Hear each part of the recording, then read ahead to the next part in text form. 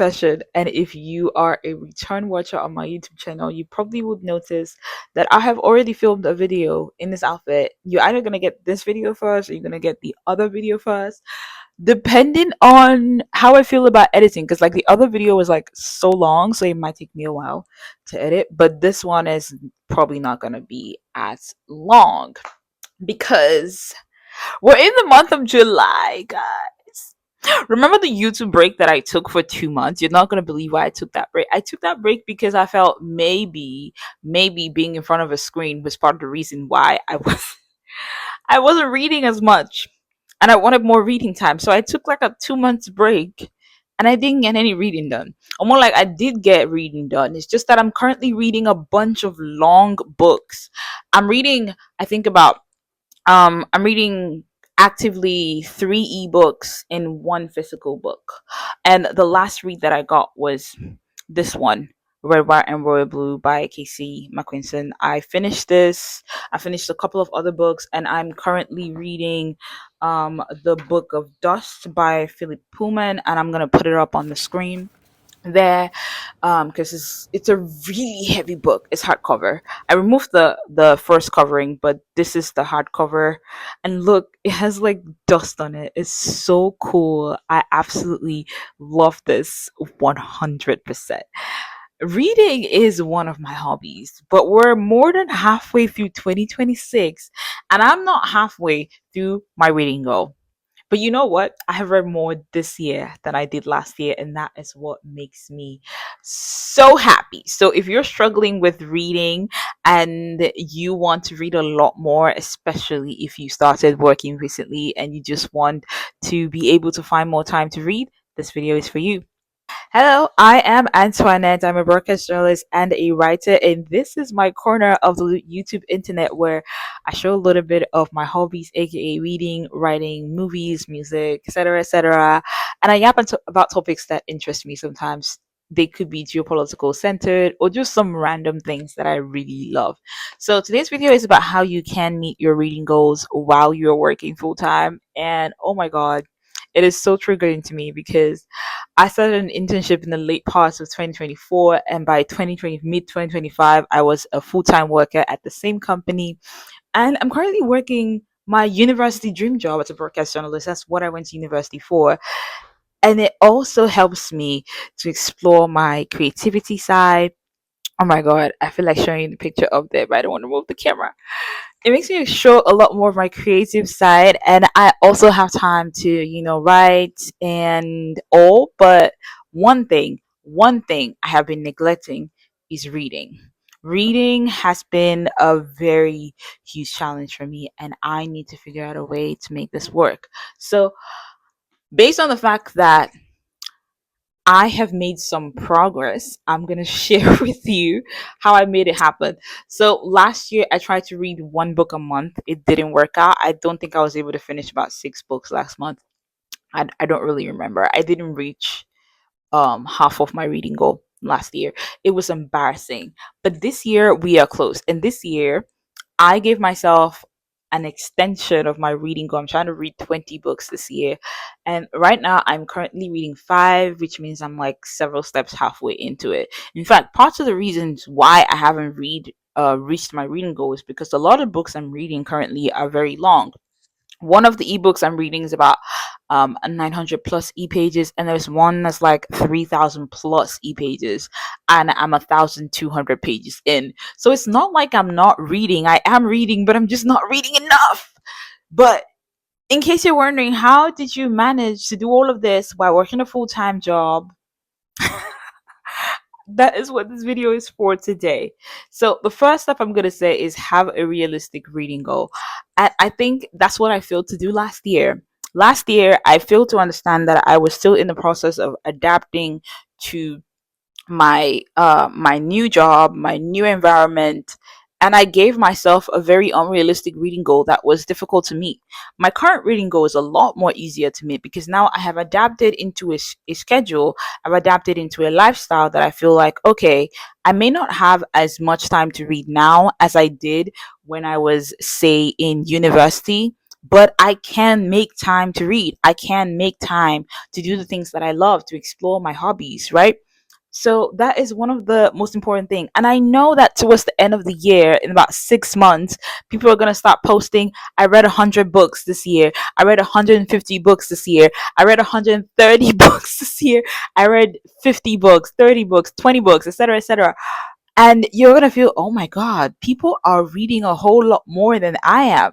But I'm gonna stop you there because it is not a competition. It's not a competition to read more books than the other person. That is something you have to tell yourself and believe it in your heart that it is not a competition.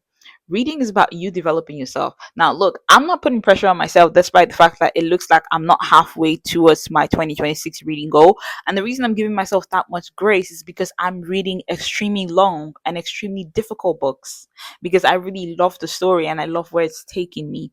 Sometimes it's a slow burn, sometimes it's a really high fantasy that is so good. The world building just goes in there. Oh my god, like I absolutely love that one. And maybe one day I'm gonna do book recommendations, but I don't want to do book recommendations yet until I've like achieved some personal goals. Because like I know that it is cool for people to like recommend books and stuff, but I would rather recommend a book that I have read or I have some understanding of or memory of to you to say, okay, yeah, I read this book and it is good, than for me to say, okay, I did some Google search or I checked on TikTok and I checked on Instagram and these are the books I'm recommending for you. I'm not recommending it for you. The person who made the video online is the one recommending it. I'm just regurgitating what that person did. So, yeah, be patient with me. Book recommendations are coming, but they're gonna take a while. I don't even have a library. There's a space for a bookshelf. I'm staring at me like it's an empty wall, and I just know that a bookshelf is meant to be there, but I haven't made it yet. So you're gonna have to wait for that one. And there's also the fact that I have been really into reading physical books. And this book that I'm currently reading, this is the last physical book in my house that I haven't read, which means I'm going to have to go book shopping sometime soon because I like the idea of reading on my phone, but most of the time I don't want to be on my phone. That's why I'm reading. I don't want to be on my phone. The only thing I want to do with my phone is listening to music. Like I want music to be on there. Oh my god, I think there's like, wait, is there? There is. This is what it's like to live in Nigeria, guys. This is what it's like to live in Nigeria. So, you know what's funny? In my previous video that I recorded in this outfit, I literally bashed the fact that I didn't have light right now. So maybe the government was listening. Thank you. Thank you for finally remembering that there are human beings in need of electricity. How nice. Oh my god, the atmosphere of my video suddenly feels different now. I love this. I love this so much. Anyway, back into the video. So first step, have a realistic goal. Second step, I actually got this tip from BookTweet, that is the reading community on Twitter. And this girl goes, "Can we normalize reading while eating instead of watching videos on your phone?" I'm like, wait, once upon a time when I was in secondary school, when I was in university, I used to read while eating. My mother hated it for sure, but I did. And it really shows you there's a lot that goes into it. And I think I know why a lot of people stopped reading, especially if you're reading physical books, because if you're afraid that maybe you would get food stains on your book or stuff like that, especially if you're borrowing the book from a library and you don't want to do that. You don't want to do that. So you just watch a video because it's easier and the screen is right there. But I think we need to stop being addicted to screens. So maybe either eat in silence, or if you are not afraid of soiling your book, or if you can read without soiling your book, you could also read while eating instead of watching videos. That's another tip that you can get. Like it worked for me. I did it and it worked. Like I saw the tip online, I did it, it worked. So now I'm recommending it to you to try it out. Okay. And another tip I'm gonna give you is reading while waiting period during waiting periods. And I think that is the most important tip I'm gonna give you because that's the one that worked for me the most. So I live in Lagos, Nigeria, and for me to get anywhere in this world, which by the way, I will be leaving for work in like 45 minutes, which is why I actually recorded two videos today, is because I work every single day and I suddenly had time this morning. I'm like, you know what? I don't really care. I'm not changing my outfit. I'm filming two videos today. So you're getting two videos. But anyway, um reading during waiting periods is so fun and so cool. Like when you are waiting for the bus, or you are on the bus, or during train rides, or maybe you go to get your laundry done at the laundromat and your laundry is getting washed. It would take a long time, and then even when your clothes are in the dryer, that's like an hour time that you can put into a few pages of a book. Trust me, it works. This is literally how I have been able to read so much. The reason I haven't finished this book is because it's heavy, so I can't carry it in my bag every time, because I have to carry my laptop and my phone and my everything. And do you know why I have to carry all of that? Because I don't have permanent electricity, so I have to rely on the fact that I can charge my stuff while I'm in the office. Things you can just adapt to when you live in Lagos. But anyway, the point of what I'm trying to make is, when I have this book with me, I read it on the bus ride. I read it in the office during my break periods when I'm not really actively working at that point in time. These are waiting times that are just empty, so you could use that to scroll on your phone. But instead of scrolling on your phone, you could be reading a book. Now, I'm not saying that scrolling on your phone is bad, because sometimes, especially if you work on social media, you need time for social media. So you just schedule the time for social media, maybe an hour a day or 2 hours a day, where you just sit down, you catch up on what's happening on social media, and be very strict with that time, because it's very important that you are strict with that social media time. You don't know what is going to happen after that, and that shouldn't be your business. So you're strict with the time, you move on, you go back into reading your book. And the final tip that I'll have for you, because I'm trying to keep this video as short as possible, I don't want it to be up to 15 minutes, because I'm basically just giving tips on how you can meet your reading goal while you're working full time, is that you need to create time for reading during the weekend.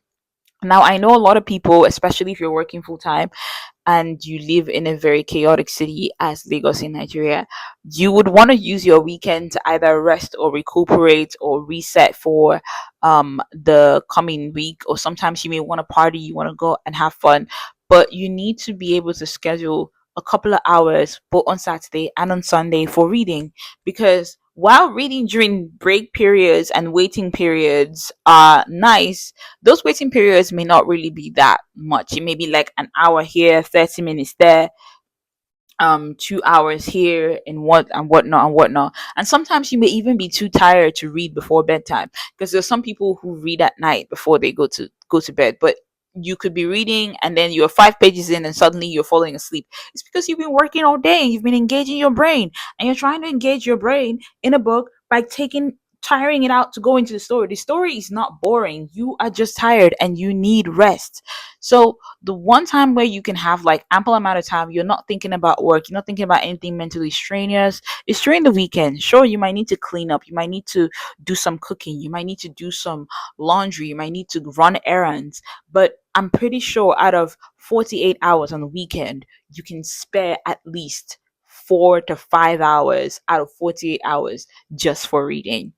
So I really hope that these tips have helped you or will help you. I want to see your testimony. Like, if you're going to try out something, please let me know in the comments if it worked. And do not forget to recommend this video to other readers who are working full time and are just looking for a time to escape into a fictional universe somewhere where life is a lot more funny, a lot more creative, a lot more intriguing, and you just want to be a part of something cool and something fun. And that is all for today's video. Have fun reading, and I'm going to see you in the next video.